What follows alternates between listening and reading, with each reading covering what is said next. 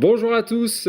Du hip-hop à Brest, François Rollin à Landivisio et le Québécois Robert Charlebois à Plougastel. C'est l'affiche de la chronique culture de ce mercredi avec Gwenaëlle Fleur. Mais avant de découvrir les spectacles sélectionnés par Gwen, un coup d'œil sur l'actualité de ce mercredi 27 mars 2013 dans le Finistère. Les habitants du quartier de Recouvrance à Brest vont recevoir des pastilles d'iode. Une mesure qui rappelle que la cité du Ponant est aussi un site nucléaire, notamment en raison de la présence des sous-marins SNLE. Un point sur cette opération de prévention avec Xavier Patrignon. D'ici quelques semaines, des comprimés d'iode seront distribués aux résidents et travailleurs d'une partie du quartier de Recouvrance à Brest. La zone civile concernée est accolée aux installations nucléaires militaires. Il y a depuis 2009 l'obligation de distribuer préventivement de l'iode aux riverains qui seraient potentiellement touchés par un accident ou un incident nucléaire. Ce n'est pas le cas pour les installations nucléaires militaires. Néanmoins, le préfet du Finistère, avec la marine et avec la mairie, a estimé qu'il était normal, dans un principe de précaution, d'étendre cette obligation pour les exploitations civiles aux exploitations militaires. La démarche est avant tout préventive. Ce médicament est distribué dans le cas d'une exposition ponctuelle à une dose radioactive. Il viendra protéger la thyroïde, glande impliquée dans le fonctionnement de l'organisme. Cependant, si l'exposition devient trop importante, la solution la plus efficace reste l'évacuation de la population. Il n'y a pas de risque nouveau, quoi. Je veux dire, il n'y a rien d'identifié qui soit différent de ce qui était avant.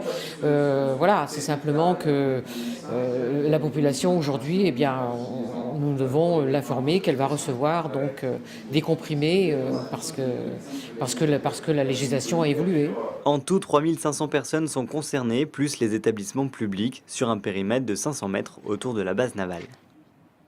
Et l'image du jour, c'est le survol des rues de Brest par ce drôle d'engin, un drone qui enregistre les images thermiques des habitations. Et cette thermographie permet de repérer les déperditions de chaleur. Objectif, renseigner les riverains sur l'état d'isolation de leur logement. Julie Sicot a suivi le survol des rues de la Cavale Blanche à Brest par le drone. 8 hélices, 7 kilos de technologie, une caméra, une télécommande, 2 pilotes. Voici l'octocoptère. Sa mission, la thermographie aérienne pour détecter la chaleur perdue des habitations. Son terrain d'action, les quartiers de la Cavale Blanche du Landais et de Recouvrance à Brest. Sur la photo, on visualise les déperditions de chaleur maison par maison. Les zones rouges indiquent par exemple les zones les plus chaudes, donc à perte de chaleur. Ça permet ensuite d'orienter le conseil qu'on donne aux particuliers pour leur proposer des solutions adaptées. Pendant 3 jours et pour la première fois, ce drone va survoler plus de 220 maisons. En temps réel, il prend des photos thermiques des habitations. Chaque riverain pourra ainsi voir si sa maison perd de la chaleur ou non. Si vraiment il y a une déperdition énorme à un endroit précis ou par la toiture, je pense que c'est par là que ça passe. On verra ce qu'on peut faire après, suivant les résultats. Je pense qu'on va avoir des grosses surprises. Une mission pilote qui s'inscrit dans le pacte électrique breton pour diminuer la consommation électrique de la région. Et plus principalement dans ce quartier de Brest, en pleine transformation. Le réseau a notamment un besoin de renforcement pour tout ce qui est de la ZAC des Capucins, où on va mettre à la fois du logement, mais à la fois une médiathèque, à la fois des cinémas.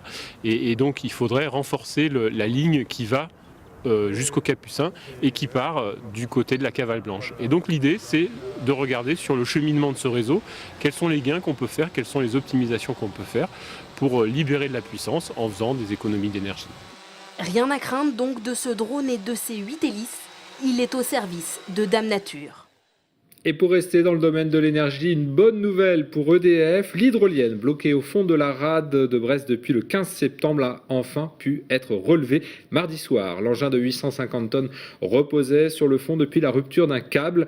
Les conditions climatiques avaient empêché jusqu'ici les opérations de relevage et l'hydrolienne devrait rejoindre le port de Brest ce mercredi soir. Le chiffre du jour, c'est ce petit moins 0,1%.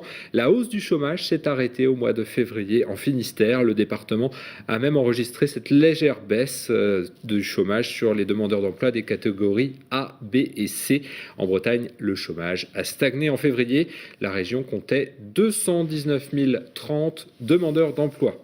C'est une bonne nouvelle pour les libraires indépendants.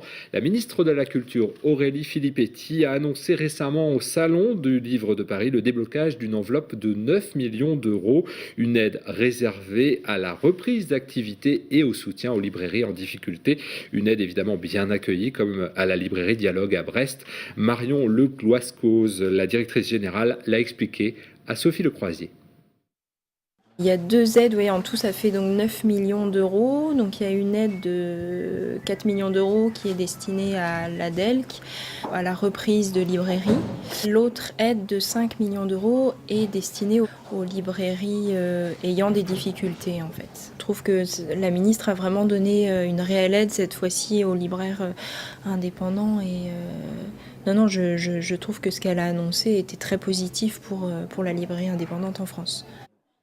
Et on reste dans le domaine de la culture avec l'agenda culturel, comme chaque mercredi. Bonjour Gwen. Bonjour Frédéric. Et on débute avec le hip-hop, pardon. Rancarte hip-hop entamé la semaine dernière.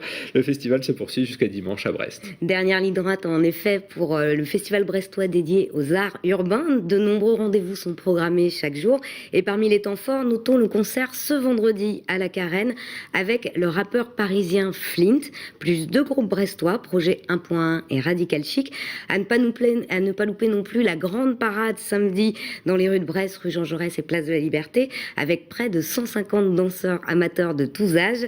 Enfin, samedi soir à la Carène, c'est la grande battle de danse hip-hop et de mix urbain. Et parmi les invités, le DJ Dynasty ou encore les Morlaisiens de Clandestins.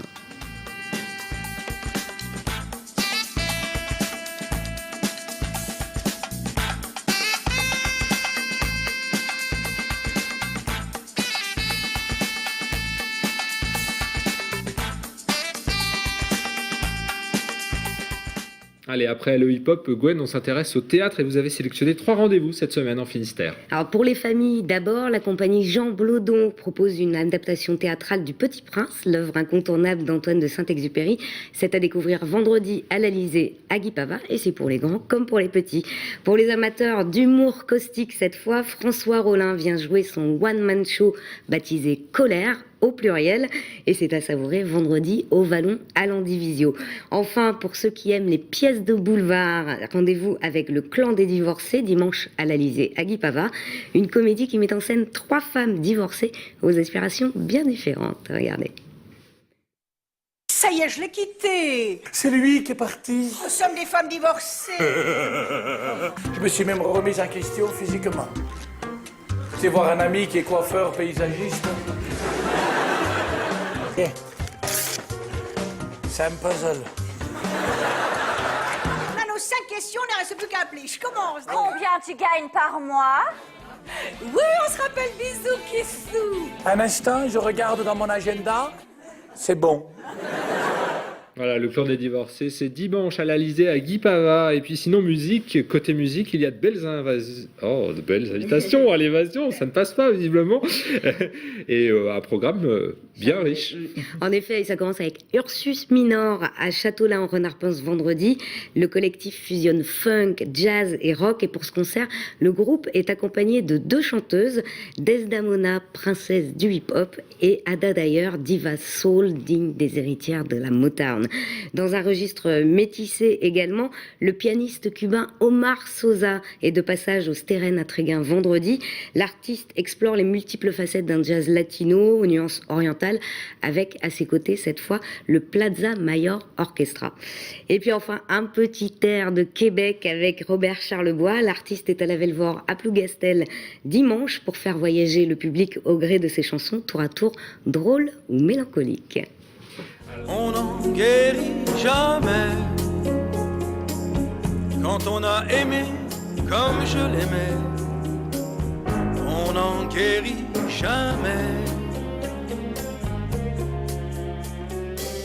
On n'en meurt pas toujours, mais un chagrin d'amour, un vrai. On n'en guérit jamais. Voilà, Robert Charlebois, c'est à la Velvore, c'est dimanche à Plougastel. Et puis dimanche également, c'est le printemps des sonneurs à Châteauneuf. Effectivement, c'est l'un des grands rassemblements de sonneurs et chanteurs de Bretagne. On attend près de 40 duos qui vont se produire dimanche à partir de 15h à Châteauneuf-du-Fou pour 12 heures non-stop de fest-noz, une grande fête bretonne, effectivement, à laquelle vont se joindre également quand même plusieurs groupes de musique celtique au sens large, d'Asturie, d'Écosse, d'Irlande. Une 37e édition qui s'annonce tout aussi festive que les précédentes. On pourra se remettre puisque le lendemain, c'est le lundi de Pâques. Enfin, l'événement musical aussi du week-end, c'est le festival de musique actuelle Panorama et c'est évidemment à Morlaix.